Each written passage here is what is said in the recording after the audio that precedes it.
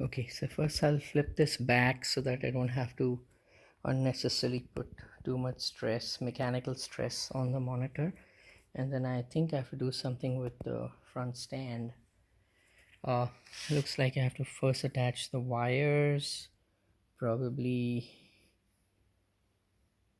somehow put the wires behind this circular thing over here, and then press down on something.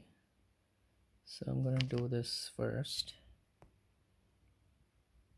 and then I have to prepare the stand. I have to remove the cover of the stand somehow, and then install the stand, this uh, base. Looks like I use a screwdriver to screw it in, and then I install the stand on the monitor. So let me first flip this back just temporarily.